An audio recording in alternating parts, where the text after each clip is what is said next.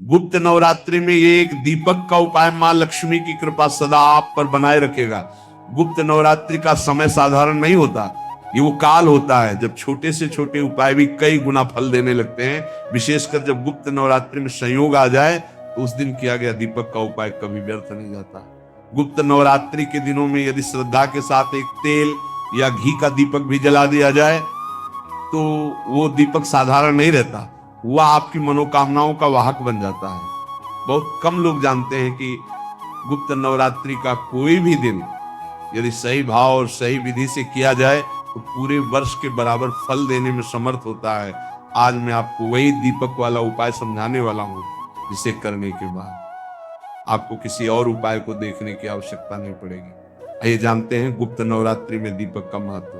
कभी कभी बड़े बड़े अनुष्ठान, भारी पूजा पाठ भी जो फल नहीं दे पाते, वही फल गुप्त नवरात्रि में किया गया एक छोटा सा दीपक उपाय दे देता है। क्योंकि इस समय ऊर्जा जागृत होती है, साधना स्वीकार होती है और किया गया हर छोटा प्रयास सीधे फल में बदलता है। यदि आपके जीवन में धन रुकता नहीं, बिना कारण समस्याएं चल रही हैं, व्यापार या नौकरी में अड़चन है या मन में कोई अधूरी इच्छा है, तो यह दीपक उपाय आपके लिए है।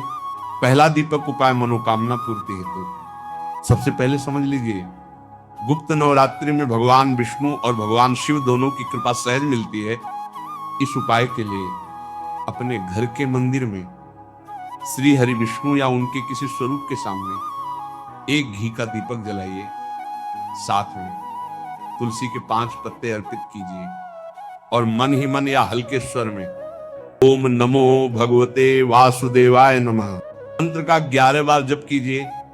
इसके बाद अपनी इच्छा, अपनी पीड़ा, अपनी मनोकामना सीधे भगवान से कह दीजिए। गुप्त नवरात्रि में कही गई बात सुनी जाती है। दूसरा दीपक उपाय धन और स्थिरता के लिए। यदि जीवन में धन की कमी, व्यापार में रुकावट या आर्थिक दबाव बना रहता है तो यह उपाय अवश्य करें। एक मिट्टी या आटे का दीपक लीजिए, उसमें शुद्ध घी भरिए और तुलसी जी की सूखी डंडी को घी में डुबोकर बाती के रूप में प्रयोग कीजिए। इस दीपक को भगवान विष्णु, भगवान श्री राम, भगवान कृष्ण या माता तुलसी के सामने गुप्त नवरात्रि की किसी भी रात्रि में प्रज्वलित कीजिए। गुरुजनों ने बताया है, तुलसी की डंडी से किया गया दीपदान घर से दरिद्रता को विदा कर देता है। तीसरा उपाय तुलसी और हल्दी का चमत्कार। अब आता है एक अत्यंत सरल लेकिन शक्तिशाली उपाय।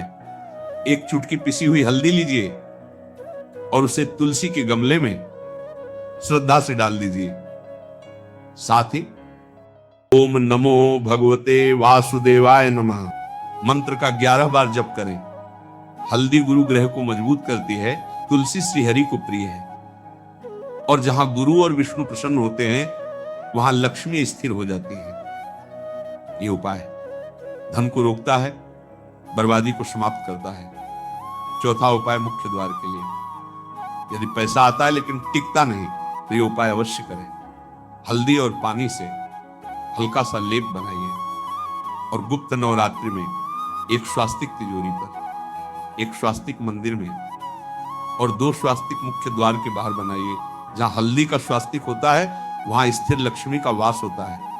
अंत में एक बात बहुत जरूरी, गुप्त नवरात्रि में किया गया दीपक उपाय डर से नहीं, विश्वास से किया जाता है। जो व्यक्ति श्रद्धा से इन दिनों एक दीपक भी जला देता है उसका जीवन अंधकार में नहीं रहता।